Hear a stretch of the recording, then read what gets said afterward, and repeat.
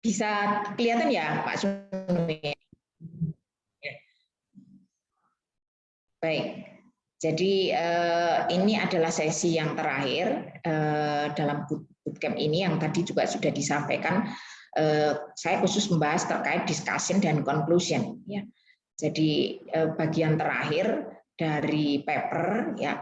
Dan kalau kita bicara format ya, satu hal mungkin yang di awal itu biasanya memang secara umum bentuk paper itu hampir sama ya formatnya, dari abstrak, dari introductions sampai conclusion dan akhirnya reference itu hampir sama gitu. Cuman memang saya kira Bapak Ibu kalau dari yang saya lakukan itu kita harus tahu dulu pertama ini tuh mau di kita itu ketika paper kita mau mengawali menulis itu tahu dulu paper ini mau saya submit ke jurnal mana ya, karena satu teknis pasti selingkung itu mengatur teknis. Yang kedua adalah gaya bahasa gitu ya. Jadi gaya bahasanya Emerald, gaya bahasanya di mungkin Francis and Taylor, gaya bahasanya di setiap jurnal atau publisher itu beda-beda gitu. Jadi saya kira Bapak Ibu perlu jurnal ini mau saya publish atau saya submit kemana. Termasuk nanti isi dari discussion dan conclusion itu beda. Belum lagi hal yang teknis seperti aturan karakter ya, jumlah kata gitu. Jadi kalau kita bicara ideal discussion itu terdiri dari ini. Tapi sekarang ini kalau kita lihat Bapak Ibu semakin kapasitasnya itu semakin sedikit ya. Dulu mungkin Emerald itu ada yang sampai 12.000, 10.000, saya nggak tahu ya. Saat COVID itu mungkin yang nulis banyak sekali. Begitu saat COVID itu melihat jumlah kata yang di jurnal itu mengecil gitu ya. Ada yang bahkan cuma 6.000. 6.000 sudah termasuk dengan tabel ya, termasuk dengan grafik. Satu grafik aja 280 ya, sekitar 280. Kalau kita menampilkan 4 grafik itu kan sudah sekitar 1.000 sendiri gitu ya. Jadi kita bicara best practice atau yang ideal, tapi Bapak Ibu juga perlu melihat gaya format ya yang ada di jurnal yang Bapak Ibu nanti tuju ya. Itu mungkin awal saya. Jadi biasanya ketika sharing di mana misalnya sharing di teman-teman di sini ya, karena kita semua pasti kalau S3 S2 sekarang harus publish gitu. Ketika sharing itu pasti saya menyampaikan kita harus tahu jurnal apa yang dituju dulu gitu. Ini bukan persoalan format, walaupun format secara umum sama, tapi gaya bahasa itu berbeda ya, gitu. Ya, ini proses sebelum paper itu di accepted gitu ya. Ini gambar ini waktu saya dapat pada saat pelatihan di Emerald gitu ya. Dan ya proses ini semoga ini bukan menjadikan kita takut ya, bukan ya. Tapi ya proses ini sering kita alami gitu. Jadi yang publikasi satu dengan Pak Sunu ini kami sudah berapa ya, lebih dari 5 kali gitu ya ditolak. Tapi saya kira itu adalah proses untuk memperbaiki dan proses belajar juga. Nah, jadi ya kita kadang memang mau membahasakan berdarah-darah kok kayaknya memunculkan trauma gitu ya. Tapi ini proses juga kita bagaimana sih agar tulisan ini memberikan kontribusi secara saintifik ya tentunya, karena kita meneliti itu salah satunya adalah membangun body of knowledge, membangun teori, dan ini salah satu yang harus kita cantumkan dalam bagian discussion. Ya, jadi teori apa yang mau kita kontribusi, dan biasanya tadi kalau Pak Sunu menyampaikan kadang nggak nyambung dengan atasnya lah. Ini memang karena riset itu adalah harus mengkontribusi teori, itu harus disampaikan di discussion. Dan ini reviewer ini kan mengingatkan kita ya, mengingatkan kita terkait dengan sebenarnya riset ini apa, riset kebaruannya apa, mau mengkontribusi apa, dan seterusnya. Nah, ini ilustrasi aja. Nah, maka saya menjadi penting bahwa berlatih itu, menulis itu sebenarnya adalah praktek ya. Berlatih menulis. Sekarang kita sharing. Tapi saya kira Bapak Ibu yang lebih penting itu adalah mempraktekkan. Ya, itu saya belajar dari dosen saya. Ya, jadi pokoknya tulis dulu gitu ya. Termasuk salah satunya sekarang kami ini sama-sama banyak menulis SLR gitu ya, Systematic Literature Review, yang mungkin sebelumnya Pak Abror juga sudah sharing. Nah, semua dengan mentabelkan proses ya, melakukan ekstraksi semua paper yang mau direview gitu. Lalu yang perlu segera dilakukan itu adalah menuliskan dari hasil itu ya. Jadi saya kira ya Bapak Ibu sekarang ini diskusi ataupun kita sama-sama belajar, setelah ini langsung praktek. Walaupun ini tadi gimana ya, nah, dalam praktek itu nanti kita akan belajar ya. Jadi karena ending dari praktek itu adalah bagian dari pembelajaran ya. Saya kira kita sebagai Bapak Ibu sebagai pengajar sangat paham tentang itu. Ya, kemarin kita sudah membahas abstrak, ya, introduction, literature review, sampai metode, result, dan discussion. Ya, ini adalah yang akan kita diskusikan hari ini. Dan kalau kita lihat, ya, format paper yang baik ini, kalau kita lihat itu bagian yang cukup perlu digunakan untuk meyakinkan bahwa paper ini berkontribusi. Ya, walaupun setiap bagian itu penting ya. Abstrak itu adalah bagian yang menunjukkan paper ini yang dijual apa ya, karena saya kira reviewer yang pertama dibaca itu adalah abstrak, maka itu yang mau dijual itu apa ya. Lalu introduction itu juga itu bagian yang bagi saya itu sangat penting, maka biasanya malah terakhir-terakhir itu nulisnya ya. Lalu literature review ya, metode ya, result, metode result menjelaskan dari metode. Bukan berarti ini tidak penting ya, tapi biasanya yang disoroti oleh reviewer ini adalah bagian-bagian yang besar nih, introduction dan discussion ya. Dan maka ketika ya ini teknis aja ya, mungkin biasanya nulis itu dari metode dan result dulu. Yang jelas kan itu kita sudah tahu ya, dan paling apalagi kalau kuantitatif nih, sistematikanya sudah sangat jelas gitu ya, metodologi dan result ya. Setelah itu baru yang lain ya, mungkin hipotesis dulu, baru introduction dan discussion yang bagi saya itu paling tidak mudah gitu ya, paling terutama introduction ya, karena introduction itu pertama ya. Kita kalau mereview pasti membaca introduction dulu. Jadi apa sih sebenarnya gap yang mau ditutup melalui penelitian ini, kontribusinya apa gitu ya. Meyakinkan bahwa variabel-variabel ini yang dipilih ya. Biasanya kan pertanyaannya gini, dari sekian variabel itu kenapa kok yang dipilih ini gitu? Apa kerangka teori yang memayungi, yang menjadi payung dari ini ya, itu semua di introduction. Dan ini istilahnya kita meyakinkan bahwa ke reviewer bahwa penelitian ini penting, akan memberi kontribusi itu. Jadi introduction dan discussion ini, discussion tentunya adalah menjawab yang ada di introduction, mengkonfirmasi research question dan juga kontribusinya yang sudah dijanjikan di introduction gitu. Ada paper 5 ya, mungkin Bapak Ibu sudah ada yang mendengar. Salah satu di AMJ itu adalah ada building block untuk menuliskan introduction. Itu salah satunya kan adalah kontribusi ya, kontribusi apa yang akan disampaikan melalui riset ini dan dikonfirmasi di discussion ya. Discussion sendiri, kalau ini referensi saya dari AMJ di akhir PPT ini saya sampaikan di ini, Bapak Ibu bisa mendownload karena saya kira ini sekarang banyak ya, artinya free gitu ya. Di discussion sendiri sebenarnya ada 3 bagian ya. Introduction, tapi introduction itu bukan introduction di seperti di latar belakang riset ya. Lalu explanation, implikasi riset ini ya, termasuk theoretical contribution dan juga manajerial ya pastinya, lalu juga kesimpulan ya, kesimpulan dari discussion, termasuk di situ limitation dan recommendation atau future research ya. Lalu di situ di discussion itu baru conclusion dari keseluruhan ya, keseluruhan riset paper ini itu, dan reference ya. Itu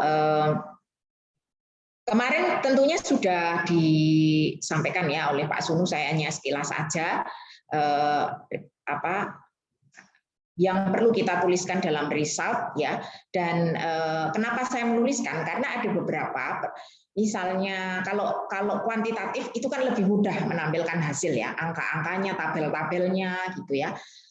Tetapi kalau kuantitatif kan sistematis. Kalau kualitatif ini kan tidak mudah gitu ya, tidak mudah, sehingga peneliti perlu cukup kreatif ya, bagaimana untuk menarik bahwa proses ini proses yang ilmiah, yang saintifik, yang memang bisa kredibel ya, sehingga perlu kreatif.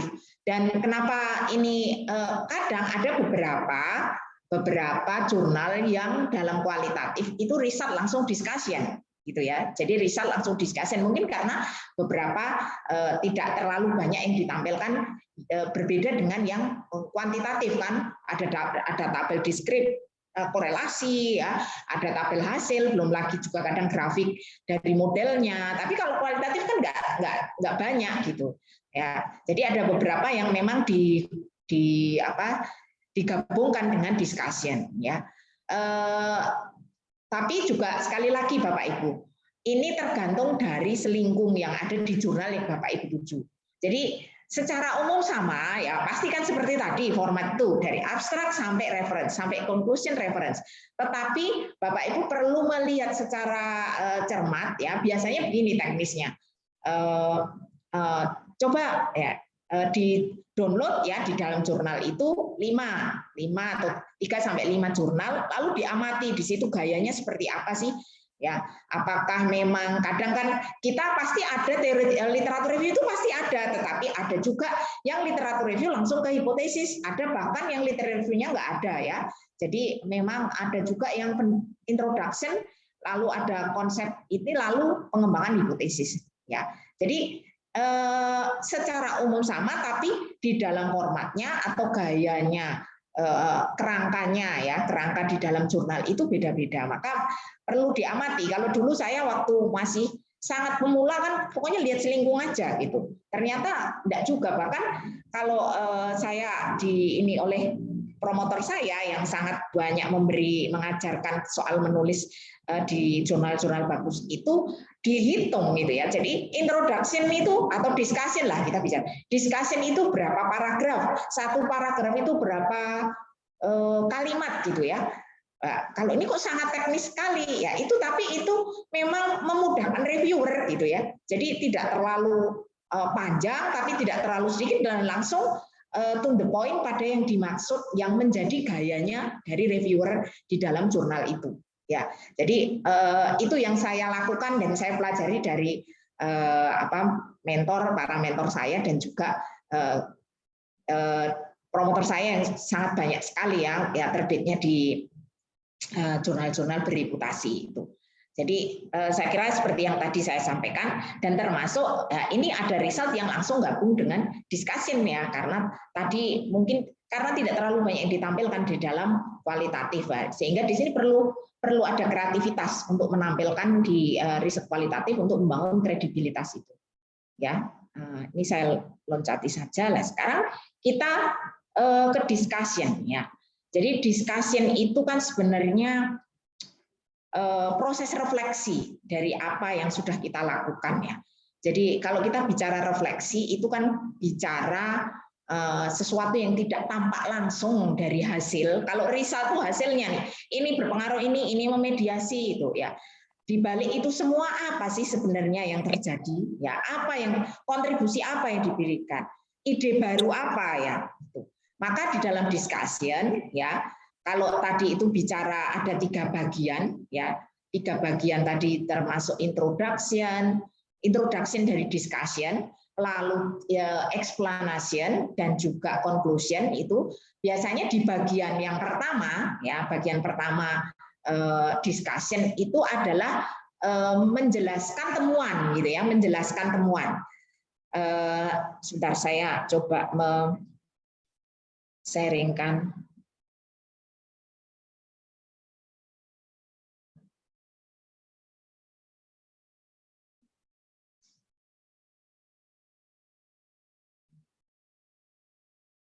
Ya, ini misalnya ya. Misalnya menjelaskan jadi pada prinsipnya sama di dalam result dan discussion itu kan menjawab research question.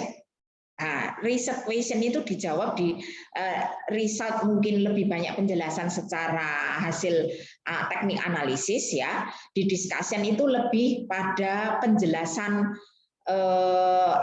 penjelasan konsepnya ya. Jadi itu di discussion yang pertama. Tetapi Bapak Ibu sekali lagi karena ada keterbatasan ya. Jadi misalnya kalau ini kan menjelaskan ya, studi ini meneliti, berarti ini mengingatkan kembali kemarin itu apa yang menjadi tujuan riset ini gitu ya. Tetapi kadang ini tidak sempat ya. Jadi misalnya kayak di yang publikasi saya, sebentar. Ini publikasi ya nih. Publikasi ini ya ini saya terbit di Q2 ya. Pada saat pertama sebelum direview itu di sini juga ada penjelasan awalnya temuan studi ini gitu ya, temuan studi ini lalu ini confirm dengan risetnya siapa dan seterusnya seperti biasa gitu ya. Tetapi karena keterbatasan jumlah karakter ya Bapak Ibu, jadi kalau tidak salah yang semula 10.000 jadi 8.000 gitu. 2.000 itu kan cukup signifikan ya sebenarnya ya. Nah, sehingga berarti ini introduction-nya karena di situ juga sebenarnya sudah dijelaskan di result itu langsung ke implikasi gitu ya. Jadi langsung ke discussion terkait dengan apa implikasi dari riset ini, memberikan kontribusi apa ya. Jadi memberikan kontribusi apa, bisa academic contribution atau theoretical contribution dulu ya, atau managerial contribution ya, tergantung kebiasaan yang ada di jurnal itu Bapak Ibu. Jadi kita lihat di jurnal itu bagaimana gayanya, tapi pasti ada dua jenis kontribusi itu gitu ya, kontribusi akademis dan kontribusi manajerial. Kenapa kok yang dipotong di itu tadi yang terkait dengan temuan riset ini sebenarnya temuan riset ini itu adalah menjawab research question ya. Ya karena yang lebih didiskusikan itu lebih pada sebenarnya riset ini karena tujuan riset itu adalah, kalau kita bicara di metodologi sebenarnya tujuan riset itu adalah memecahkan masalah ya, dan masalah itu bisa dijelaskan dipecahkan menggunakan kerangka teori. Nah, maka kerangka teori inilah apa yang dikontribusi dari riset ini. Nah, dan secara prakteknya itu apa yang bisa digunakan dari temuan ini untuk membantu memecahkan masalah gitu. Nah, jadi ada dua hal itu ya. Saya balik lagi ke ya, jadi ada practical implication dan juga ini maaf ini terhapusnya. Practical implication dan academic implication atau academic contribution gitu ya. Nah, beberapa hal yang perlu dicatat bahwa implikasi dari hasil dievaluasi dan diinterpretasikan sesuai dengan research question. Ini yang tadi lupa, yang tadi disampaikan oleh Pak Sunu kadang itu lepas. Ya, research question-nya apa sebenarnya? Bahkan kadang ya beberapa kali mereview itu research question-nya itu nggak terlalu tampak di introduction gitu ya. Tujuan penelitiannya itu sebenarnya mau ngapain sih sebenarnya? Ya memang kita bisa melihat ya sebenarnya di modelnya dan seterusnya. Tapi itu perlu dimunculkan, saya rasa sebenarnya ini mau meneliti apa gitu ya. Jadi kalau di penjelasan building block tadi ya itu course of action ya. Jadi kita itu sebenarnya mau melakukan apa gitu ya.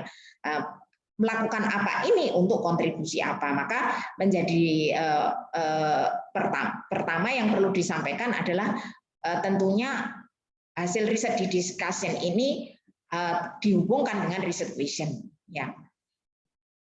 Dan temuan ini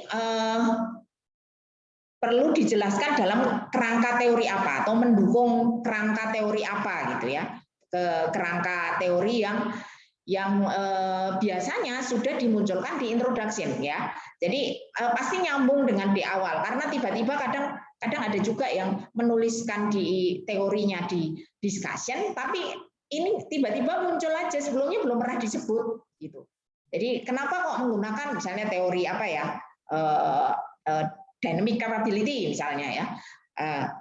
Sebelumnya itu belum disebut yang ada di introduction itu ya, maka di introduction itu perlu dijelaskan apa sih kebaruan teori, kontribusi terhadap teori yang mau diberikan melalui riset ini gitu. Teori itu kebaruan kan tidak harus benar-benar baru ya, tapi bisa tambahan atau konteks yang berbeda dari teori ini ya, dan seterusnya.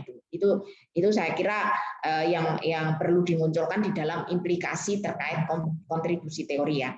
Lalu juga ada pernyataan yang jelas ya untuk mendukung dari hipotesis atau research question ya. Ini kadang yang menjadi sulit kan begini ya, itu tadi karena keterbatasan. Ini pengalaman saya itu selalu di mentor-mentor saya itu selalu bilang bahwa pokoknya simplicity gitu ya. Yang sulit itu kan kita menulis sederhana tapi kompleks. Ya, mungkin di dalam keterbatasan karakter itu mendorong kita untuk bisa menulis seperti itu ya. Jadi misalnya penjelasan hipotesis kalau di penelitian laporan ya, disertasi, tesis ataupun laporan riset, itu kan kita bisa panjang kali lebar kali tinggi, menulis berlembar-lembar ratusan. Bahkan wah kalau belum 300 lembar itu bukan disertasi yang baik. Misalnya seperti itu. Tapi ternyata kalau di dalam jurnal, bahkan jurnal-jurnal yang bagus, itu kan sederhana tapi bisa padat. Nah, ini membutuhkan tantangan yang tidak mudah ya. Pernah suatu ketika juga kita karena ada perubahan, semula misalnya anggap aja buat kita nulis di jurnal, sudah tahu oh jurnal ini 10.000 nih, ternyata tiba-tiba menjadi 8.000, berarti kita harus mengurangi. Nah, ketika mengurangi ini kan tidak mudah Bapak Ibu. Jadi kalau saya lebih mudah menambah daripada mengurangi jumlah kata. Maka tadi yang saya sampaikan di depan, kita perlu tahu aturan, selingkung dan gaya yang ada di jurnal yang kita tuju ya. Jadi itu sehingga pada saat menjelaskan karena tidak bisa secara leluasa termasuk menjelaskan di discussion itu ya to the point gitu ya. Jadi perlu jelas tetapi singkat. Nah, ini memang tidak mudah gitu ya. Bentar.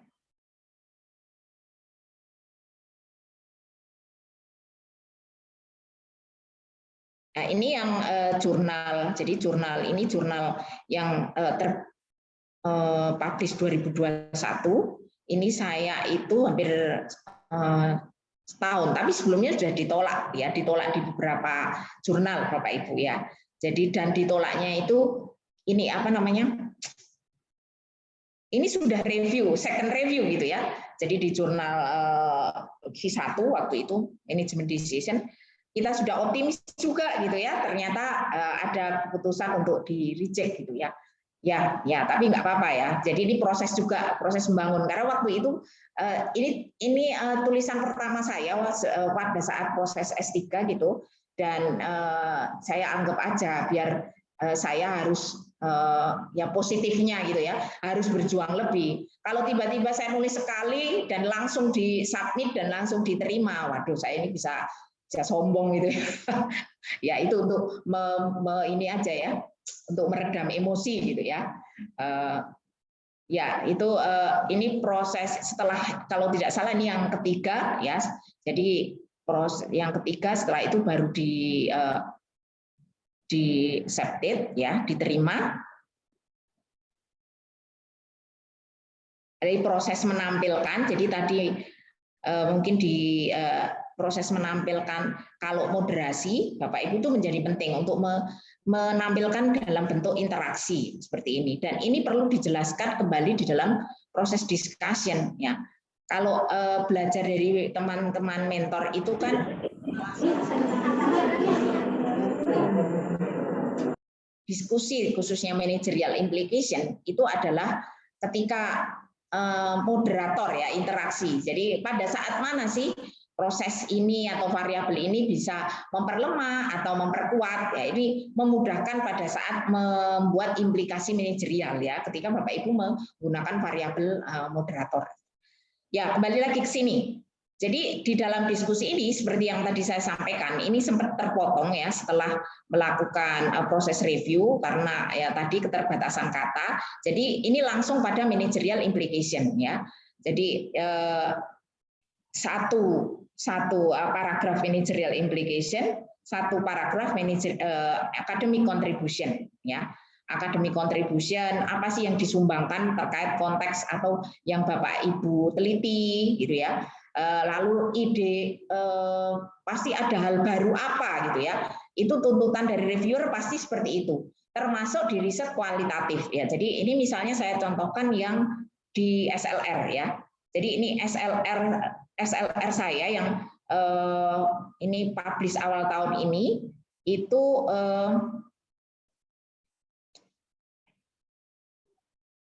biasanya SLR itu paling gampang itu kan ringkasan ya Bapak Ibu ya. Jadi misalnya seperti ini ya. Nah, ini ringkasan ini. Ringkasan anteseden apa sih dari yang kita review ya. Jadi misalnya variabel apa yang kita review gitu ya. Kita mencari antesedennya yang selama ini sudah dilakukan oleh peneliti, lalu konsekuensinya dan seterusnya ya. Tetapi reviewer itu tidak mau sekarang ini. Saya kira intinya bukan kalau seperti ini kan nggak ada hal yang baru gitu ya. Apa yang sebenarnya dikontribusi ya, nggak bisa hanya kontribusinya ini adalah mereview riset-riset sebelumnya, atau artinya di sini merangkum gitu ya, merangkum ini kan rangkumannya daripada kita nyari-nyari satu-satu gitu ya, itu tidak cukup ya, tidak cukup. Jadi biasanya reviewer itu menuntut apa kebaruan yang dimunculkan dari review ini gitu. Jadi tidak pasti ada ide baru apa ya, kontribusi apa, ide baru apa yang perlu yang dimunculkan. Dan pasti kalau reviewer discussion, kalau SLR discussion itu selain menjelaskan ini, jadi sama seperti kalau kuantitatif kan tadi yang pertama itu menjelaskan temuan ya, temuan ini temuan riset ini menemukan apa dan ini sesuai dengan konteks dengan konsep atau teori apa atau riset sebelumnya apa, biasanya kan seperti itu gitu ya. Nah, di dalam SLR itu juga biasanya menjelaskan hasil review kita. Jadi kalau yang saya lakukan itu apa antecedent konsekuen itu ya. Tetapi juga yang terutama adalah karena kalau SLR itu pasti adalah menemukan gap gitu ya. Gap apa yang muncul dari hasil review ini? Ya itu satu. Lalu juga pasti ada mereka menuntut kebaruan seperti halnya riset-riset empiris ya. Kalau SLR itu kan riset dari literatur gitu ya. Kalau riset empiris itu bisa kualitatif, bisa kuantitatif, pasti meminta sebuah model atau sebuah ilustrasi dari temuan kita ya. Jadi misalnya ini saya contohkan di dalam proses ini adalah salah satu gambar yang saya gambar setelah hasil dari review. Ya, dari review SLR itu reviewer meminta harusnya ada hal baru yang dimunculkan. SLR itu bukan hanya sekedar ringkasan aja, tapi perlu dimodelkan ya, perlu ada semacam gambaran hal yang dimunculkan dari temuan ini gitu. Sama kalau di kuantitatif karena modelnya sudah jelas, berarti sebenarnya riset ini itu mau memberikan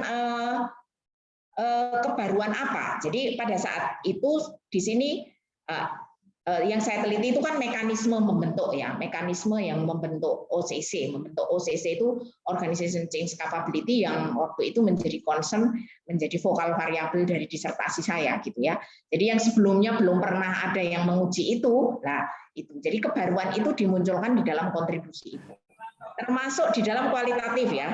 Ini punya salah satu di dalam bagian riset grupnya ya, pasti kalau kualitatif apalagi gitu ya. Jadi kalau di kualitatif biasanya di result itu kan menampilkannya adalah misalnya kita menggunakan konsepnya GWA gitu ya.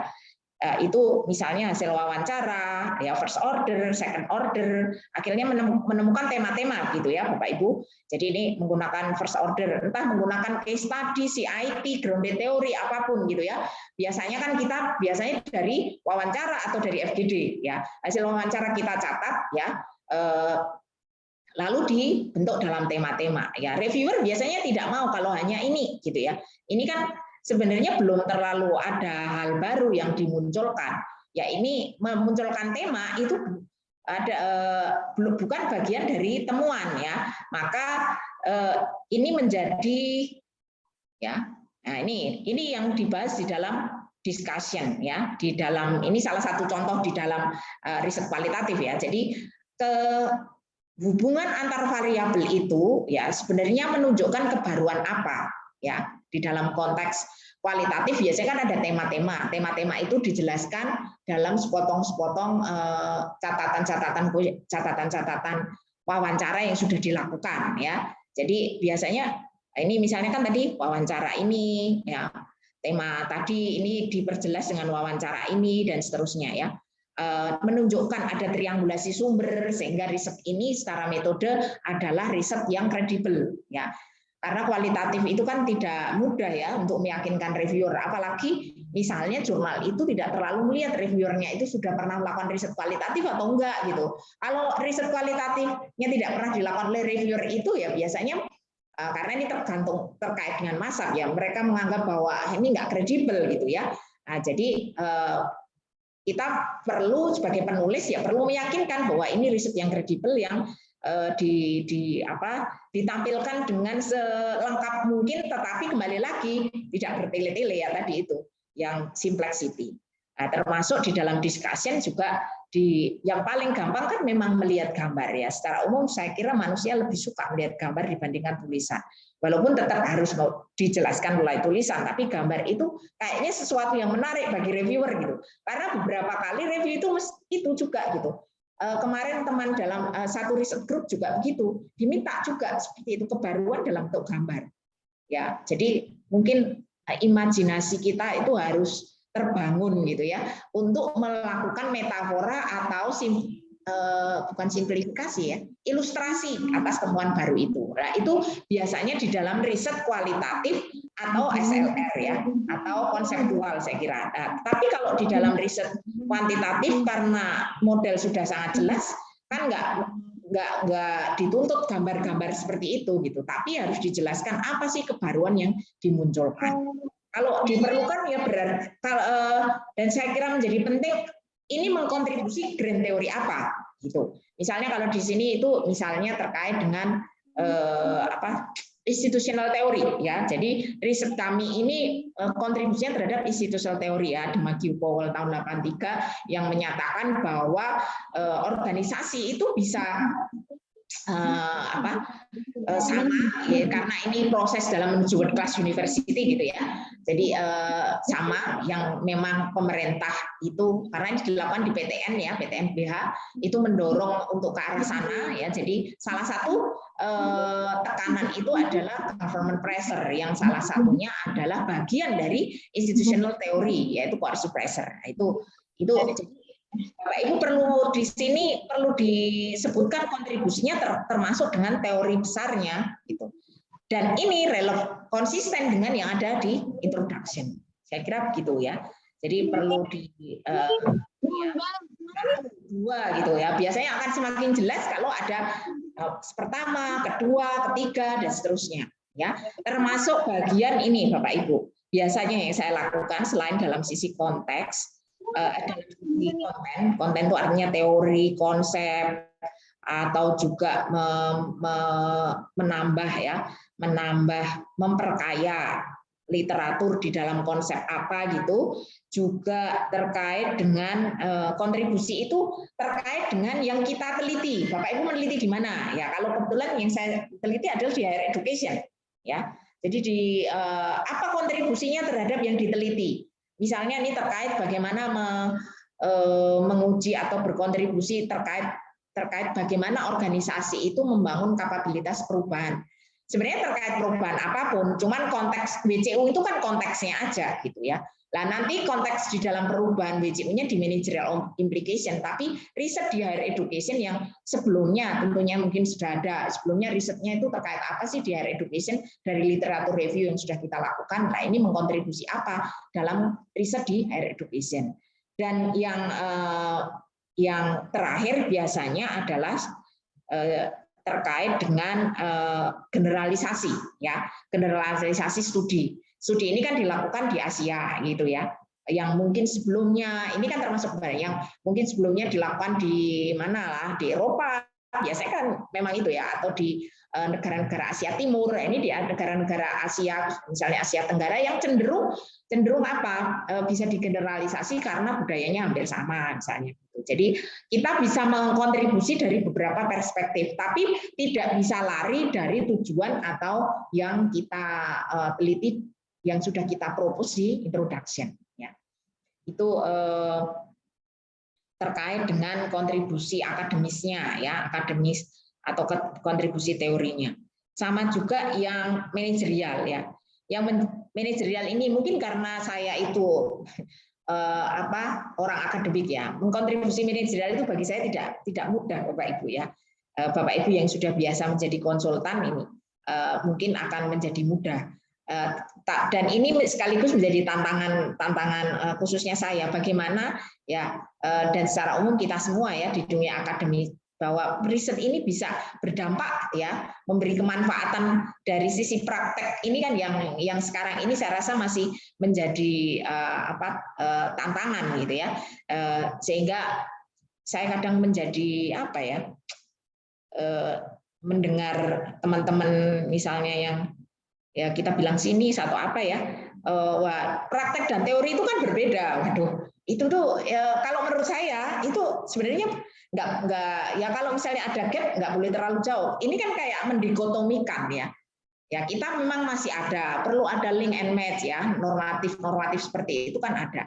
Tapi sekarang kalau kita lihat banyak juga praktisi, bahkan termasuk saya kira banyak praktisi yang sekarang ini masih mau sekolah di pasca, bahkan S2, S3, itu kan sebenarnya apa? Salah satu hal itu yang saya baca di Harvard Business Review. Salah satu hal yang menunjukkan bahwa kompleksitas persoalan di dunia praktisi sampai sekarang masih belum terpecahkan gitu ya. Artinya masih banyak yang belum terpecahkan, sehingga bagaimana mereka selalu mencari bagaimana teori yang sebenarnya kalau kita baca misalnya dari Aquinas gitu ya, teori itu kan sebenarnya menjelaskan kompleksitas fenomena ya di dalam sebuah konteks tertentu. Misalnya terkait perubahan itu di situ dijelaskan dengan bagaimana menghadapi perubahan, dijelaskan dengan dynamic capability teori dan seterusnya. Jadi saya kira ini menjadi tantangan, dan salah satu bagaimana agar riset ini memang memberi kontribusi di dunia praktek, yaitu di managerial implication gitu ya.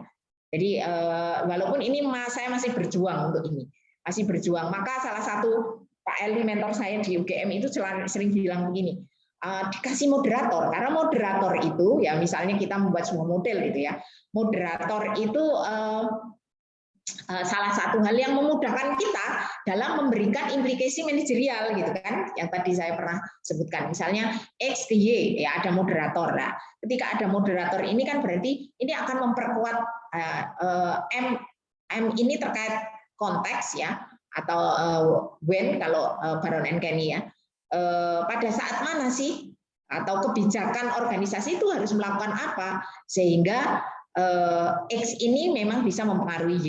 Ya, itu beberapa trik ya. Jadi ketika ada moderator biasanya akan lebih mudah pada saat memberikan implikasi manajerial ya. Jadi managerial implication salah satu kritiknya itu yang sering ada itu adalah terlalu normatif. Ya mungkin karena kita dosen ya. Jadi biasanya normatif, sebenarnya konkretnya apa sih? Nah, itu yang menjadi beberapa hal yang ada di dalam komentar reviewer ya. Jadi misalnya yang paling gampang ya, ini contohnya contoh sangat sederhana ya. Misalnya kita meneliti pengaruh sosial media terhadap penjualan, yang paling sering kalau anak-anak saya di S1 kan itu agitran itu ya, sosial media ya. Berarti nanti perusahaan harus meningkatkan kebijakan atau penggunaan sosial media ya, itu kan normatif gitu ya. Ya kalau S1 nggak apa-apa ya, tapi di dalam konteks di dalam skripsi tapi dalam konteks ini tuh harapan reviewer beberapa yang lebih konkret. Misalnya harus melakukan terkait rekrutmen ya, terkait dengan trainingnya apa dan seterusnya dan biasanya misalnya yang terakhir itu misalnya Kalau yang ini manajerial itu kebijakan ya, karena terkait world class university yang waktu itu. Jadi implikasi kebijakan yang bisa dan kita proposnya ke kebijakan pemerintah waktu itu terkait bagaimana sih agar PTNBH itu bisa mendorong ke arah WCU, apa yang harus dilakukan oleh pemerintah itu.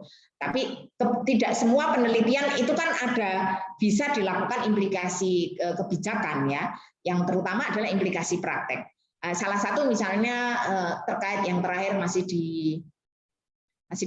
saya dengan Pak Sunu di APJM itu misalnya terkait SciCap gitu ya. SciCap itu kita memproposnya perlu ada pelatihan ya, tapi kita juga harus meyakinkan di dalam artikel ini bahwa itu bisa dilatihkan ya. Siapa yang mencantumkan itu gitu ya, pelatihan atau justru lebih spesifik pelatihannya bentuknya apa dan seterusnya. Jadi intinya adalah sebisa mungkin implikasi manajerial itu juga bukan hal yang normatif, tapi hal yang konkret yang bisa dipraktekkan oleh teman-teman di dunia praktisi. Itu saya kira terkait dengan discussion ya dan implication. Kita kembali ke sini karena ternyata waktunya kok cepet ya. Oke, jadi itu terkait itu, lalu juga suggestion for improvement for further research ya, tentunya pasti ada, itu bagian terakhir dari discussion. Jadi kita biasanya, ini ada beberapa teknik juga, artinya beberapa format juga, ada yang itu limitation dan future research direction itu masuk di discussion terakhir, ada juga yang bagian conclusion ya, kita lihat aja gayanya jurnal itu bagaimana ya, itu. Jadi tapi pasti kan ada bagian itu ya. Jadi apa yang menjadi keterbatasan dari riset ini, lalu future risetnya apa gitu ya. Dan ini saya rasa karena teman-teman biasanya teman-teman atau kita ketika menyarankan teman-teman S3 atau S2 yang sedang mencari riset, kan lihat future risetnya kan gitu kan. Ketika kita menyarankan itu berarti pada saat nulis kita ya perlu serius untuk menuliskan di situ apa sebenarnya future riset yang harus ditindaklanjuti terkait riset ini. Nah itu secara praktikal, secara secara dalam konteks menulis ya, dan itu tentunya tidak bisa terpisah dari hasil ya, dari hasil yang atau kontribusi yang kita sudah tuliskan sebelumnya. Satu hal yang sering ya, itu kita jangan mengulang-ulang ya yang sudah dituliskan di sebelumnya. Jadi misalnya result sudah menulis, nanti di discussion ditulis lagi. Lah itu beberapa kali saya promotor saya itu mengingat, ini kok diulang-ulang lagi di sini gitu ya. Jadi artinya bahwa itu sesuatu yang berbeda dengan yang ada di result misalnya kita tulis gitu ya. Ini beberapa pertanyaan yang bisa kita gunakan untuk mengecek ya, apakah hasil itu sudah sesuai dengan research question ya, didiskusikan di reference. Jadi intinya tidak lari dari literatur, dari teori yang sudah kita propose ya, lalu sudah sesuai dari analisa data ya. Jadi memang ini juga kadang seperti ini. Kalau kita menulisnya berdua, bertiga, berempat ya, itu perlu ada yang membaca gitu ya, karena reviewer itu akan tampak kalau wah ini dua orang yang berbeda yang nggak ada koordinasi. Saya pernah itu dengan teman saya juga gitu, antara awal dengan yang akhir itu kelihatan sekali kalau dua orang gitu ya. Jadi memang perlu ada keselarasan pada saat menulis beberapa orang gitu ya. Ini apakah peneliti menyoroti hasil yang penting di dalam discussion itu perlu ditampilkan ya. Dan relevan dan berguna hasil itu untuk praktek. Itu saya kira tadi sudah disampaikan, dan kalau Bapak Ibu misalnya memang sekarang itu lagi tren di dunia praktisi misalnya terkait topik Bapak itu ya perlu ditampilkan temuan baru itu di dalam managerial implication. Ini beberapa hal yang Bapak Ibu bisa membaca secara lebih detail di referensi yang saya sampaikan. Jadi kalau AMC itu menyatakan bahwa kontribusi teori itu adalah sebuah ending dan beginning ya, menutup riset ini tapi sekaligus menyampaikan ke depannya apa yang perlu ditindaklanjuti ya, pada dasarnya seperti itu. Menutup riset ini artinya mengkontribusi apa ya terhadap bangunan teori yang sudah ada atau yang sudah Bapak Ibu ingin sumbangkan yang sudah diproposi introduction. maaf saya lompati ya, secara lebih detail itu nanti di referensi saya sampaikan ya. Lalu karena kita habis ini kita bisa diskusi, jadi juga new beginning ya, tadi ending dan new beginning, theoretical implication ya, karena ini sebenarnya menyampaikan pola apa sih dan apakah bisa digeneralisasi dalam konteks yang berbeda. Itu sering juga Bapak Ibu di dalam managerial implication itu perlu disampaikan soal di dalam implication ya. Dan kalau managerial artinya kita kan kontribusi terhadap konteks riset kita ya. Jadi misalnya tadi di higher education, apakah hasil riset ini hanya untuk di higher education atau di organisasi sejenis?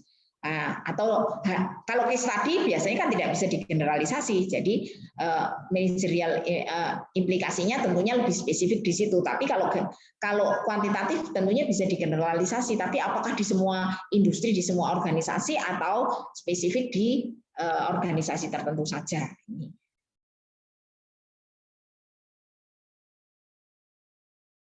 Ya, terkait dengan misalnya hipotesis yang diterima atau tidak diterima, lah itu juga perlu. Jadi jangan terlalu takut, waduh, hipotesisku kok ada yang tidak diterima, itu terlalu baik juga ya. Itu di jurnal manajemen pernah dibahas itu. Kalau misalnya semua diterima gitu tuh kok selalu bagus gitu ya. Justru menarik kalau ada yang nggak diterima, tapi bukan berarti dari 5 hipotesis 4 nggak diterima gitu ya. Tetap ada keseimbangan ya. Misalnya 1 tidak diterima, berarti itu perlu dijelaskan mengapa ya. Di dalam proses discussion ya ataupun nanti di dalam secara theoretical implication berarti ada apa di situ, kenapa ada, artinya karena di teori tadi menjelas kerangka hipotesis kita pasti ada payung teori tertentu. Nah, kenapa di situ tidak diterima, berarti ada hal apa, pengayaan apa yang diberikan melalui temuan itu di dalam teori yang kita ajukan sebagai payung model itu. Tadi di dalam ini sudah beberapa saya contohkan terkait dengan sistematik literatur review, penelitian kualitatif kuantitatif ya. Nah, ini tadi beberapa sudah ya, terkait dengan explanation ya tadi. Eksplanasi tadi berarti terkait implikasi ya, implikasi kontribusi atas hasil riset ya. Nah, di dalam conclusion bagian akhir dari discussion ya, selain meringkas utama dari dari research question atau tujuan riset ya, yang mengindikasikan bahwa kemanfaatan riset ya ini. Tapi di sini yang sering itu jangan memasukkan informasi baru di dalam conclusion ya. Jadi kadang itu tiba-tiba ada hal baru gitu ya.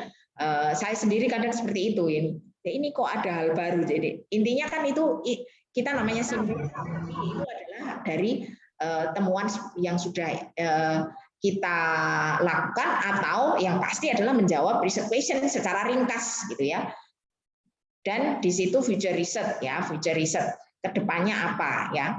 Ya tadi yang saya sampaikan bahwa ini bisa di conclusion ya, atau limitation dan future research direction itu bisa di discussion ya. Kalau misalnya sebentar, kalau di SLR ya, di SLR, kalau SLR itu kan ya, di SLR itu karena ya Bapak Ibu, ini yang membedakan dengan empiris dan SLR, karena kalau SLR itu systematic literature review itu tujuannya adalah salah satunya yang pertama, kalau saya membahasakannya SLR itu kan kita motret masa depan ya, motret masa lalu ya, seperti apa, itu research question pertama, secara umum itu seperti itu. Lalu yang kedua ya, arah selanjutnya apa? Arah kemarin apa? Arah selanjutnya apa? Jadi pasti future research direction itu akan menjadi harus ada, bisa di research question kedua atau bisa dijadikan satu di dalam riset question yang pertama, tetapi intinya harus ada lah. Artinya mau dieksplisitkan dalam riset question atau enggak, future research direction itu harus ada dan panjang gitu penjelasannya. Berbeda mungkin dengan riset empiris. Jadi misalnya kalau karena di sini kan tujuannya membantu mencari gap dari hasil kemarin itu apa sih yang masih lubang-lubang itu. Jadi misalnya kalau yang saya lakukan itu future research direction-nya itu secara empiris, lalu apa saja yang menjadi peluang ya. Jadi kalau kemarin itu antecedent yang banyak itu di level organisasi atau sebaliknya di level individu, level organisasi itu sangat jarang. Nah, itu peluang munculnya secara empiris. Lalu future theoretical direction. Grand teori yang banyak dipakai dalam mengkaji variabel yang kita review ini apa? Ya misalnya kalau OCC ini mayoritas atau hampir semua adalah RBV dan DC gitu ya. Kalau orang search kan dua teori itu yang diuplek-uplek gitu ya. Padahal sebenarnya kita bisa pinjam aja dari banyak teori-teori lain, teori sosial. Kalau Pak Sunu itu pernah mencerahkan dengan satu teori mungkin di SDM itu conservation of resource theory, saya pakai juga di disertasi saya gitu. Jadi kita bisa intinya di dalam future theoretical direction sebenarnya terkait variabel ini kita bisa meninjau dari teori apa yang lainnya. Ya tapi yang lainnya itu tentunya kita juga punya dasar ya. Jadi artinya bukan asal bisa pakai ini ya, punya dasar. Lalu future methodological direction ya. Jadi sebelumnya itu mayoritas pakai metode apa sih? Oh kuantitatif dengan apa ya misalnya kuantitatif atau regresi atau yang kualitatif itu case study gitu ya. Yang kuantitatif itu apa sebelumnya? Kita bisa meninjau memberikan saran untuk ke depan ya. Kalau yang ini itu mayoritas itu kan misalnya kuantitatif, tapi unit analisisnya adalah organisasi atau individu. Atau misalnya kebanyakan hanya kuantitatif aja atau kualitatif aja, sehingga mixed method ya atau sehingga analisis dengan secara multi level dengan multi source ya itu menjadi menarik untuk dilakukan pada penelitian selanjutnya itu. Jadi ada beberapa pembahasan future research direction-nya menjadi lebih detail Bapak Ibu kalau di systematic literature review dibandingkan di riset empiris yang kuantitatif atau kualitatif ya. Itu lalu termasuk di sini ini kan limitation-nya kan masuk di discussion ya bukan di conclusion. Jadi tadi yang saya sampaikan tapi misalnya saya lupa kalau nggak salah yang ini.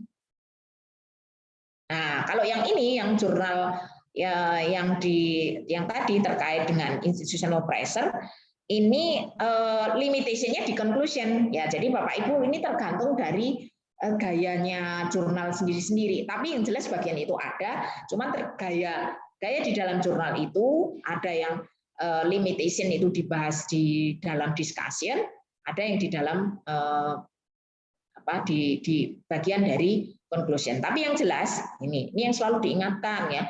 Studi ini apa sih sebenarnya itu biasanya saya sebutkan di awal Bapak Ibu. Studi ini tujuannya apa? Lalu hasilnya apa? Secara ringkas ya. Satu paragraf aja biasanya promotor saya itu nggak usah banyak, satu paragraf aja conclusion itu. Lalu setelah itu, kalau nggak ada limitation, biasanya memang conclusion itu saya tulis satu paragraf begini. Nah, karena ini ada limitation dan future direction ya yang disarankan, nah, itu menjadi lebih dari satu paragraf. Itu beberapa bagaimana kalau misalnya yang terkait dengan kualitatif ya. Tadi Lisa ngajakin loh. Kualitatif juga ini ya. Kalau kita lihat ini conclusion ya. Conclusion ini kalau kita lihat ya, ini conclusion ini teknis ya Bapak Ibu ya, tapi kita perlu perhatikan gayanya di jurnal ini. Setelah conclusion ini kontribusi ya itu di sini gitu ya. Jadi itu menjadi hal yang teknis, tapi saya rasa perlu diperhatikan untuk hal-hal seperti ini. Ya,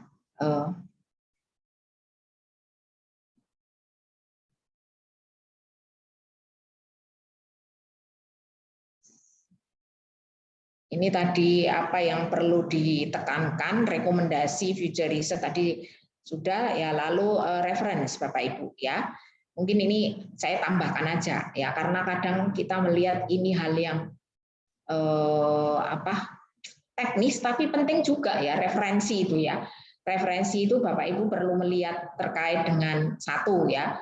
Mungkin itu tidak harus, tapi biasanya kita itu perlu mengambil jurnal dari jurnal yang kita submit ya.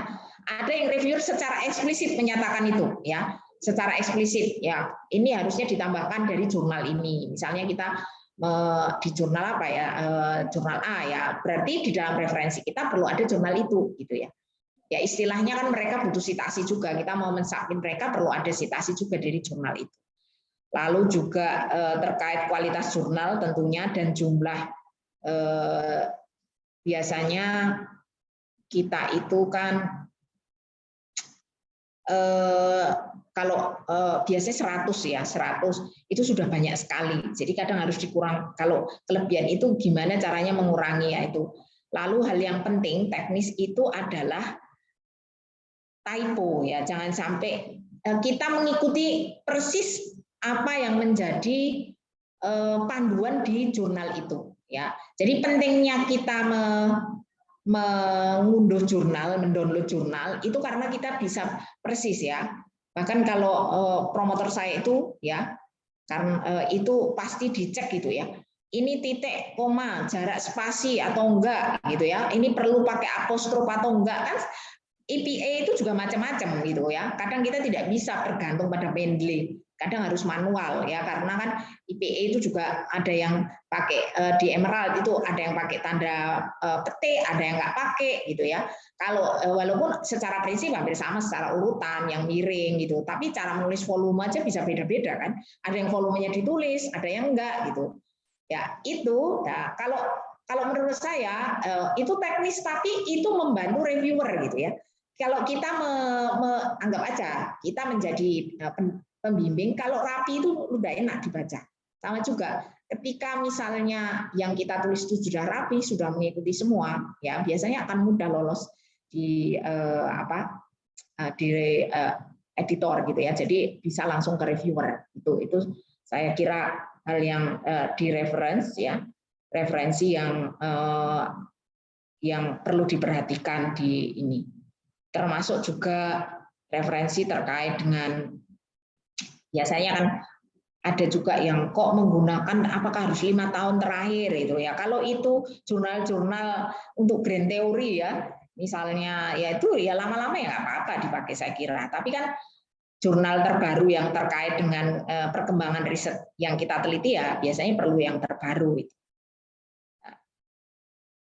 Itu saya kira terkait referensi, lalu juga ya. Jadi kalau kita ya, simpulkan itu publikasi itu adalah apa ya? Bagaimana kita mengkontribusi ya, mengkontribusi pengetahuan dari yang menjadi concern kita, yang menjadi minat riset kita ya, dan itu perlu disampaikan di dalam artikel yang kita publikasi, dan harapannya kan memang publikasi ini dibaca dan memang benar-benar bisa mengkontribusi dialog literatur yang terjadi di dalam topik yang kita teliti itu ya.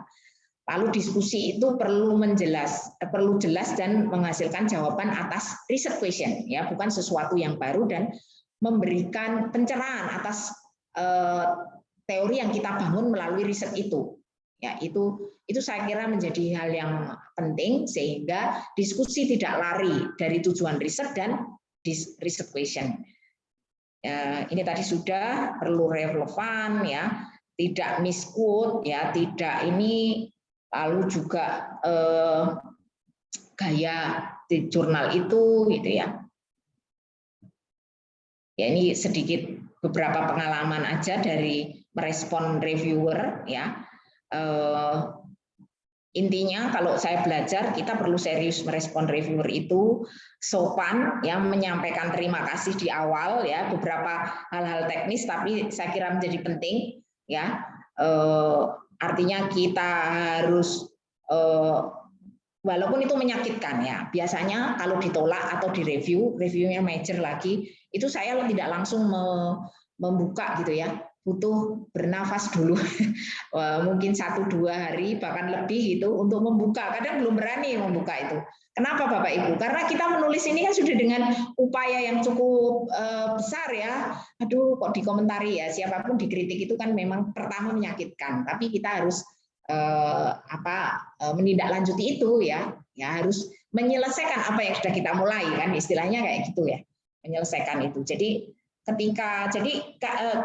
istilahnya itu kita jangan merespon pada saat kita sedang marah itu, biasanya malah justru respon kita itu nggak bagus gitu. Maka ini sudah jelas sudah ditulis ya, namanya reviewer kita aja kadang kelewatan ya kalau sedang ngecek skripsi gitu ya, sudah jelas ditulis, ini nggak baca ini ya, kita nggak bisa langsung ini sudah ditulis dengan ini, dijawab aja sopan walaupun itu kita sebenarnya mencantumkan yang sudah kita tulis ya, mungkin beliau itu kelewatan atau apa gitu ya.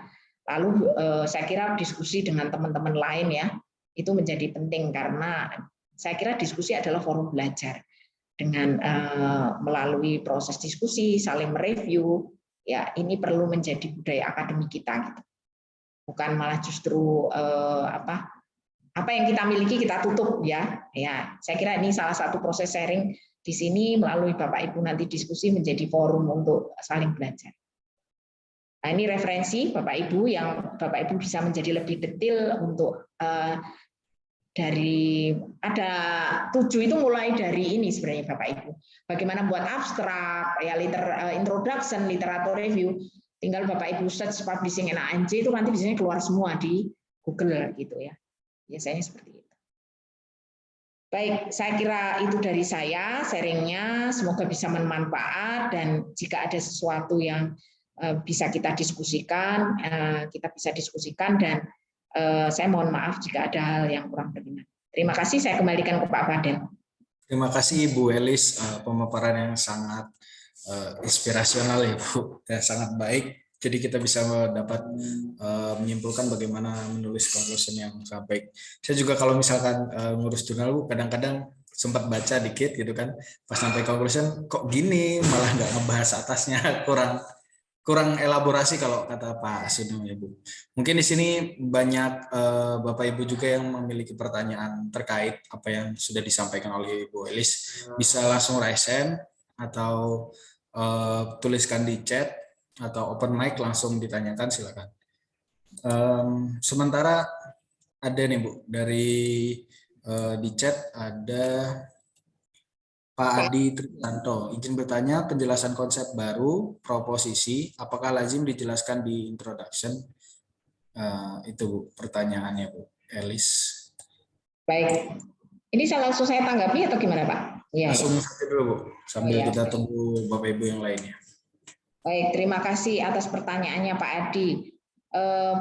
Konsep proposisi ini, tapi ini yang dimaksud proposisi itu seperti di hipotesis atau konsep baru ya. Tapi kalau misalnya biasanya kalau proposisi itu kan diajukan sebagai hasil atas riset kualitatif ya. Ya kalau proposisi yang dimaksud itu ya, mungkin nanti bisa mengkonfirmasi. Proposisi itu biasanya adalah jadi riset kualitatif yang outputnya tajam itu biasanya adalah 1 model atau 2 adalah proposisi. Ini masih saya sendiri masih berjuang itu. Jadi kalau sebagai sebuah outcome tentunya itu adalah di akhir ya, bisa di discussion yaitu apa terkait proposisi. Tapi kalau itu yang dimaksud. Tapi kalau misalnya konsep baru ya artinya itu adalah misalnya variabel baru gitu ya. Ya nggak apa-apa kalau itu memang menjadi hal yang mau diteliti atau dibahas di dalam riset Bapak. Ini Bapak ya, di riset Bapak. Tetapi kan karena konsep baru ini kan bukan sesuatu yang benar-benar baru. Pasti ada konsep sebelumnya atau teori grand teori yang memayungi itu, sehingga itu perlu disampaikan lebih dulu gitu ya. Misalnya terkait dengan variabel saya OCC ini masih sangat jarang yang membahas, walaupun sekarang juga ini, tapi saya menjelaskan grand teorinya dulu, DC teori gitu ya. Salah satu itu prakteknya adalah OCC misalnya seperti itu. Jadi pasti ada kita kan ini tentunya bukan hal yang benar-benar baru, tetapi mungkin ada grand teorinya yang memayungi munculnya konsep itu, atau salah satu variabel yang menjadi penjelasan atas sebuah grand teori. Karena biasanya teori itu kan samar ya. Misalnya kalau di strategik itu RBV, sebenarnya resource yang punya resource yang Frio, kalau di Barney itu kan bilangnya Frio, itu apakah yang sebenarnya seperti apa sih? Nah, misalnya Bapak Ibu bisa menjelaskan dengan apa konsep baru itu yang bisa menjadi bagian dari implementasi atau memperkaya resource based view. Artinya bisa aja dimunculkan itu ketika itu memang yang mau dibahas. Nah, itu menurut saya Pak Adi ya. Tapi sekali lagi, apakah benar yang dimaksud proposisi seperti itu atau proposisi sebagai hasil dari riset kualitatif? Baik Bu, terima kasih. Pak Adi Tristanto cukup ya. Mungkin kalau misalkan kurang bisa di chat lagi atau langsung saja disampaikan kepada Bu Elis. Ada lagi nih Bu dari cukup Pak Adi. Oke, dari Ibu Ernawati. Pada saat moderasi merupakan hasil kebaruan kita. Bagaimana memunculkannya di discussion? Terima kasih Bu. Baik. Oh, terima kasih Bu Ernawati. Jadi kalau itu ya, karena kalau di discussion tadi itu adalah bicara soal kontribusi ya, kontribusi teori ataupun kontribusi manajerial ya. Nah, itu ketika itu harus memunculkan kebaruan ya, itu memang harus disampaikan. Jadi artinya di dalam proses, kalau moderasi, kita bicara moderasi kan berarti ada sebuah konteks ya. Kalau mediasi kan mekanisme ya. Pada saat konteks mana ini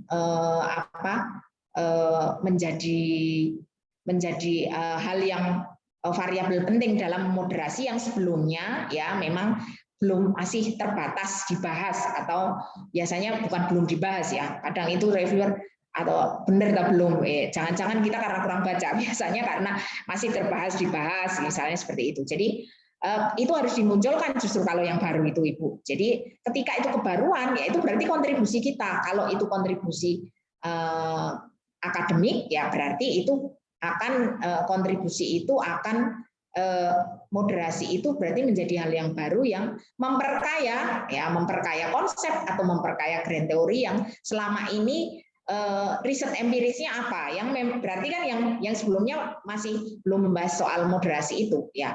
Kalau terkait managerial implication ya itu moderasi itu menjadi biasanya adalah terkait kebijakan ya, kebijakan. Jadi misalnya yang publikasi saya terkait World Class University itu kan coercive pressure, jadi tekanan pemerintah itu mendorong learning capability, kemampuan belajar perguruan tinggi itu akan semakin mempengaruhi kemampuan dalam melakukan perubahan gitu ya. Ketika itu ada tekanan dari pemerintah, jadi tekanan pemerintah itu memoderasi learning ke ini, sehingga itu memudahkan dalam memberikan implikasi terkait kebijakan. Berarti pemerintah perlu berarti pemerintah perlu memberi tekanan dalam bentuk apa gitu. Nah itu yang saya maksud, moderasi itu kadang memudahkan kita dalam memberikan saran terkait implikasi manajerial.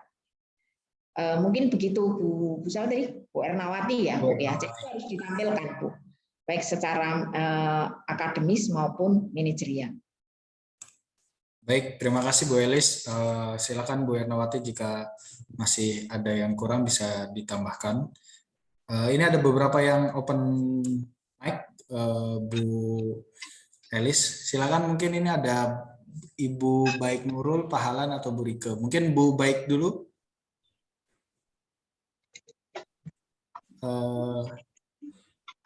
Ibu Baik atau Pahalan? Kayaknya Pak. Iya, kepencet ini yang lain aja dulu. Oh iya. Baik, Pahalan mungkin yang sudah open mic. Atau Bu Rike? Bu Rike Retnosari? Assalamualaikum Bu Elis. Terima kasih Pak. Ibu ya. Monggo Bu, silakan. Ya, mohon maaf Bu, ini biasa pertanyaan saya dari nol, selalu dari nol. Begini Bu, apakah selalu penting bahwa limitasi itu harus ada di dalam suatu artikel? Itu. Kemudian biasanya kan limitasi itu berhubungan dengan objektif kita ya, kalau enggak dari analisis kita biasanya. Itu satu. Terus kalau kita bicara tentang konsep dalam artikel, Bu, sebetulnya itu suatu kebaharuan atau tidak? Karena seringkali kita menemukan bahwa dia menemukan konsep baru dari konsep-konsep yang ada, bahkan ada model tertentu yang dia gunakan, kemudian dia jadikan konsep yang baru gitu. Apakah itu masih relevant atau tidak untuk maksudnya untuk masuk ke artikel sekarang ini? Mungkin itu aja Ibu, terima kasih. Assalamualaikum. Waalaikumsalam. Terima kasih Bu Rike ya. Coba saya menanggapi terkait dengan apakah selalu ada limitasi ya.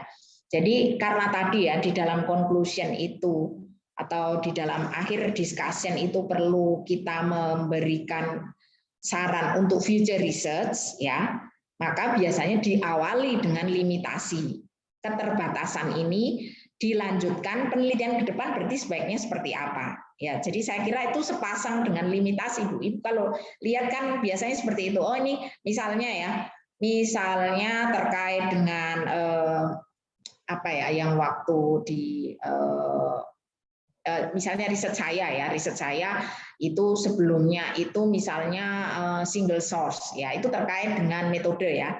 Jadi bisa juga saya kira ini nyambung juga dengan oh ya ini biasanya soal objektif atau analisis. Iya, Bu. Jadi bisa terkait metode ya. Terkait metode yang apa kita lakukan gitu ya. Jadi misalnya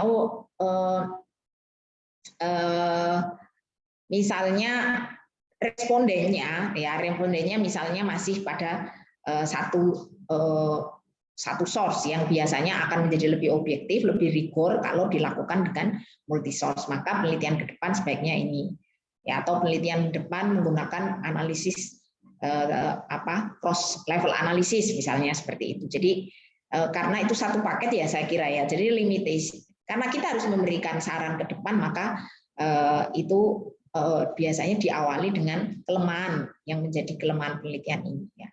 Dan itu saya kira menunjukkan soal apa ya, bahwa kita sebagai peneliti itu kan memang harus selalu berkembang dan kita perlu menyampaikan kekurangan dari penelitian ini ya, justifikasi bahwa ini belum sempurna gitu lah.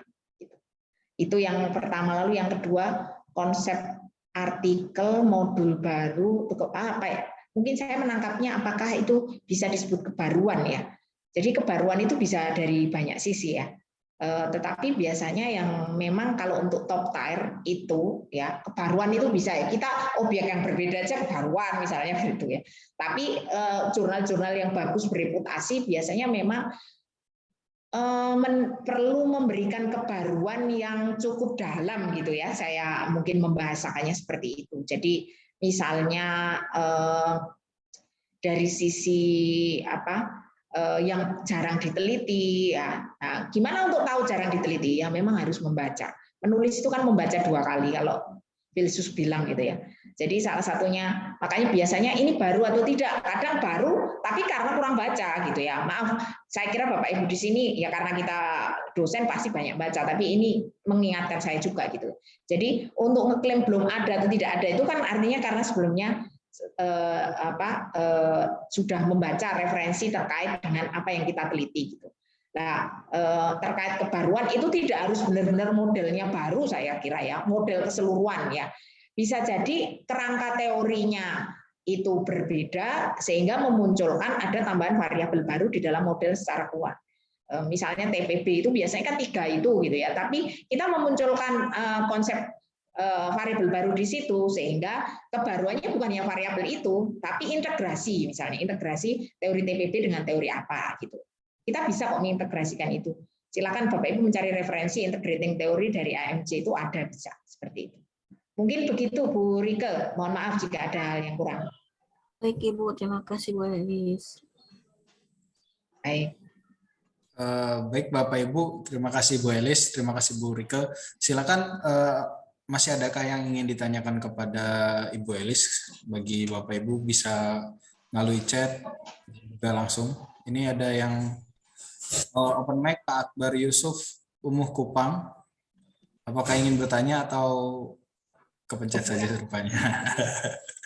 Baik Bapak Ibu, jangan saya ingatkan lagi untuk dapat mengisi absensi karena absensi penting bagi kami untuk mengetahui siapa saja yang hadir dari sesi 1 sampai dengan sesi terakhir, dan peserta itu kemudian yang akan mendapatkan sertifikat dan materi dari awal mula bootcamp ini.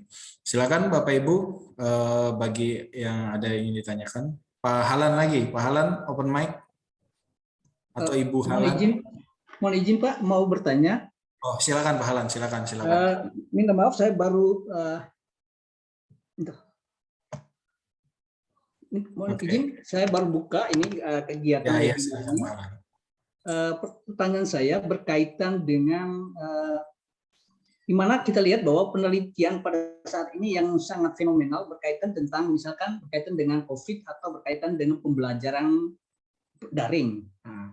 Sesuatu yang pembelajaran daring, saya sorot pada pembelajaran daring ini untuk negara-negara yang seperti kita, dunia ketiga ini, rata-rata sesuatu yang dipaksakan karena situasi. Apakah pembelajaran daring ini bisa dikategorikan sesuatu yang novelty dan penelitian kita, atau bagaimana Bu, menurut Ibu?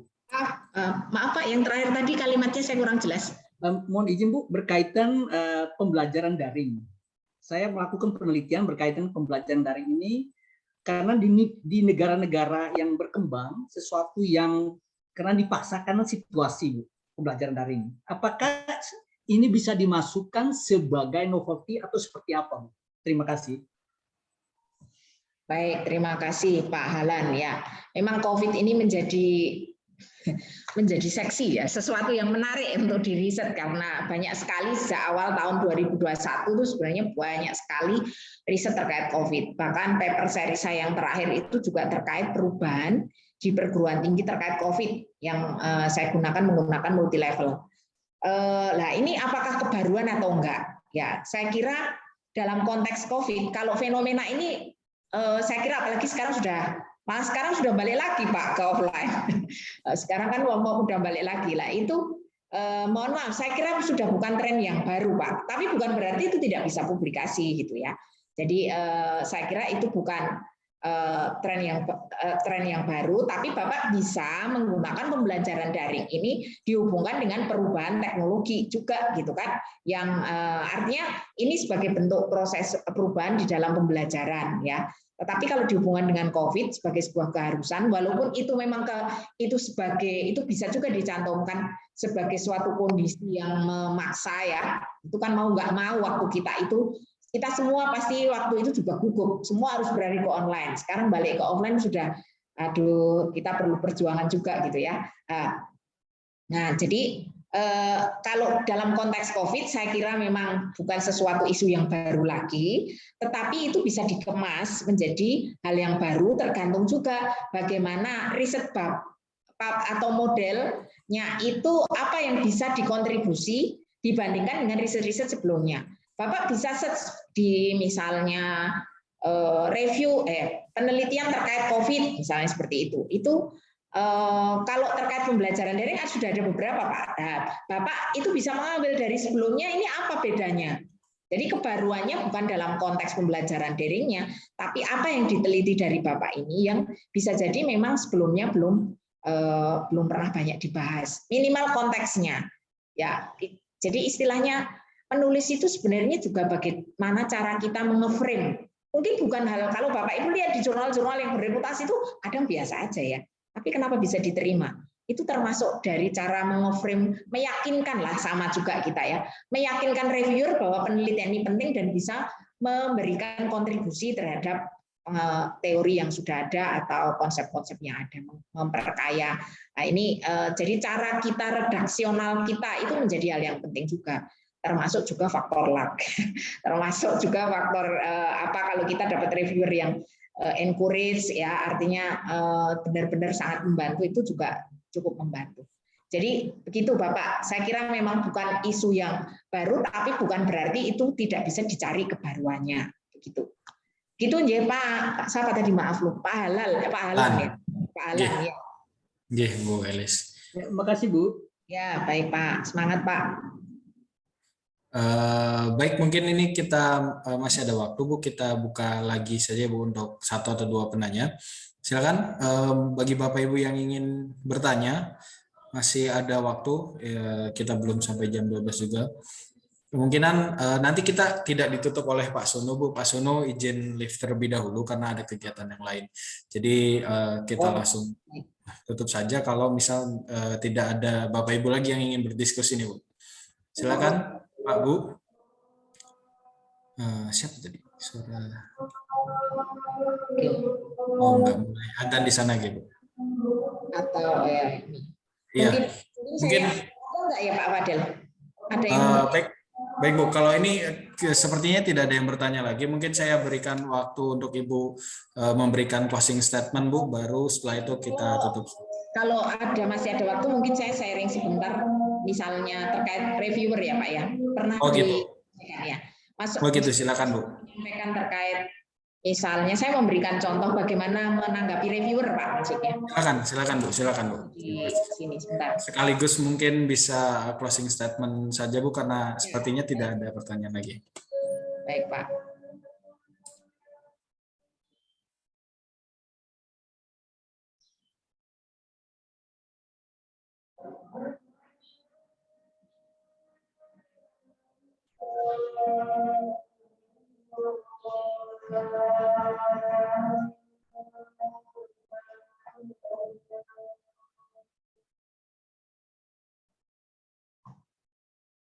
Bentar saya cari dulu yang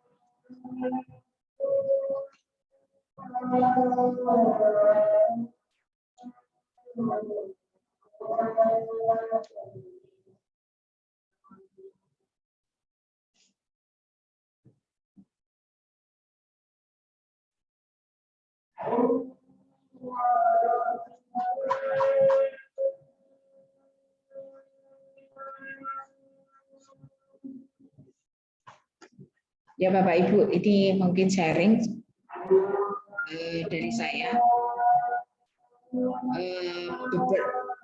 Sharing review terkait OCC Bapak Ibu yang kemarin di SLR tadi, yang beberapa saya sampaikan di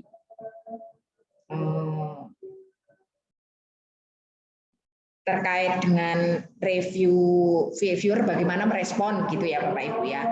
Jadi saya waktu itu memang merespon reviewer itu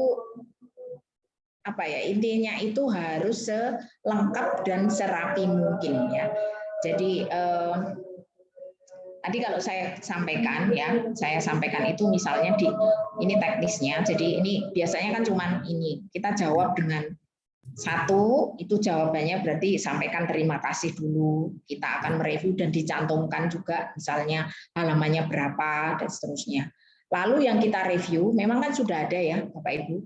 Kita di halaman yang kita review itu di artikelnya biasanya kan kita kasih tanda, misalnya blok kuning itu kita review, tetapi yang kita review perubahannya itu cantumkan juga di sini di dalam jawabannya. Ya, di dalam jawabannya. Jadi ini itu hasil kopian dari yang ada di artikel yang sudah kita rubah. Ya. Jadi semua yang kita rubah itu dicantumkan. Lalu nanti kita jawab lagi apa yang kedua dan seterusnya. Jadi itu sebenarnya menunjukkan keseriusan kita untuk merevisi gitu. Ya, jadi kan silahkan dilihat di halaman ini, itu aja. Itu kan reviewernya nanti harus nyari lagi di artikel. Tapi kalau kita sudah mempermudahkan reviewer, ya namanya reviewer itu biasanya kan juga pekerjaannya banyak gitu ya. Ya itu aja harus menunggu lama gitu ya. Kita asumsikan seperti itulah gitu. Jadi kita harus mempermudah reviewer ya dengan selengkap mungkin dan kurangi hal-hal yang sifatnya itu misalnya kayak hal-hal teknis yang sifatnya juga membuat enggak enak dilihat ya, misalnya kayak salah kutip ataupun typo dan seterusnya. Ya, jadi mungkin itu beberapa teknis yang tadi sudah saya sampaikan di dalam proses di PPT tadi, ya. Begitu, Bapak Ibu. Tetapi dari semua yang saya kira dari semua yang sudah disampaikan oleh narasumber, termasuk hari ini, saya langsung aja ke closing Pak Fadel. Jadi satu hal yang menurut saya penting itu adalah berlatih dan berlatih ya. Langsung aja kita praktekkan gitu ya. Jadi ketika Bapak Ibu bagi saya ya, kalau kita berlatih yang kita ikut aja ya, ikut bootcamp, ikut pelatihan untuk ini. Tapi kita kalau jarang praktek ya, kemampuan menulis kita juga akan ini ya, akan tidak terasah gitu ya. Pernah ditolak ya atau ditolak berkali-kali itu adalah bagian dari proses mengasah kemampuan menulis kita dan juga tentunya didukung dengan bacaan-bacaan yang bisa membantu kita untuk memperkaya konsep ataupun pengetahuan yang kita tekuni ya. Jadi ya memang itu tadi menulis adalah membaca 2 kali. Jadi jangan lelah untuk membaca ya dan juga menulis. Kita segera mulai aja, langsung aja ya. Biasanya kalau promotor saya, ya sudah kita mulai aja, tulis aja. Salah tidak apa-apa ya, salah tidak apa-apa dan ikuti. Jadi ikuti yang ada panduannya. Ya bukan berarti terus salah tidak apa-apa kita ngawur tidak mengikuti panduan. Ya ikuti yang menjadi panduannya, itu salah satu hal yang saya kira menjadi bagian keseriusan kita untuk taat pada aturan yang ada di jurnal itu sehingga menjadikan reviewer ataupun editor di jurnal itu bisa menseriusi jurnal yang kita propose ke mereka. Saya kira begitu Pak Fadel. Sekali lagi terima kasih atas kesempatannya ini. Mungkin tidak, ya saya berharap bisa memberikan kemanfaatan, bisa memperkaya dan menyemangati Bapak Ibu untuk menjadi ilmuwan-ilmuwan yang bisa mengembangkan konsep atau teori-teori yang sudah ada khususnya di konteks bangsa ini. Saya kira itu Pak. Terima kasih. Baik, terima kasih banyak Ibu Elis pemaparan dan closing statement yang sangat luar biasa. Kami harap semua yang hadir di sini dapat manfaat, baik Bapak Ibu selaku peserta, Ibu Elis dan saya juga acara yang sangat baik ya Bu. Maksudnya kita dapat sharing dan mendapat ilmu yang bermanfaat juga. Terima kasih Bapak Ibu yang telah hadir. Terima kasih Bu Elis yang telah menyempatkan waktunya dari sekian banyak kesibukan. Kami ingatkan kembali untuk Bapak Ibu untuk mengisi absensi yang sudah kami berikan. Terus ada beberapa note seperti Ibu Gayatri yang bilang tanggal 8 Juni kemarin tidak bisa ikut. Sudah kami catat Bu. Akan kami tindak lanjuti. Saya menginformasikan juga kepada Bapak Ibu, silakan mulai sekarang kan kata Ibu Elis praktis. Nah mungkin praktis kecil-kecilnya sebelum ke jurnal internasional bisa masukkan ke jurnal kami dulu ya Bu Elis ya, karena kebetulan juga jurnal kami sudah Sinta 3 sudah terindeks Copernicus juga. Jadi nanti kemudian juga akan direview oleh reviewer yang cukup profesional, salah satunya adalah Ibu Elis. Jadi mungkin bisa belajar dari situ dulu, baru kemudian bisa terbit ke jurnal internasional.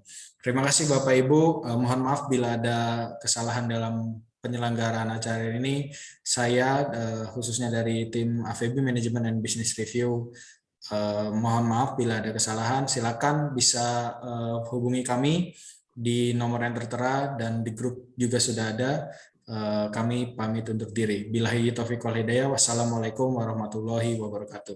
Terima kasih Bu Elis. Terima kasih Pak Fadil. Oh ya Pak Fadil. Jadi sudah masuk Scopus juga Mas ya?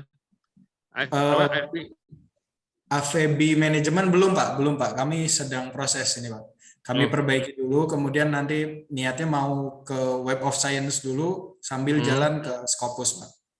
Karena kebetulan saya juga lagi buat studi belajar juga dari UB juga, kalau ada kan lumayan tuh nambah untuk saya juga gitu. Iya siap. Kami sedang proses Pak. Oke, makasih Mas Father. Oke. Ya. Terima kasih Bapak Ibu. Terima kasih. Bapak Ibu, selamat siang. Mohon izin. Silakan Bu Elis, silakan. Terima kasih Bapak Ibu.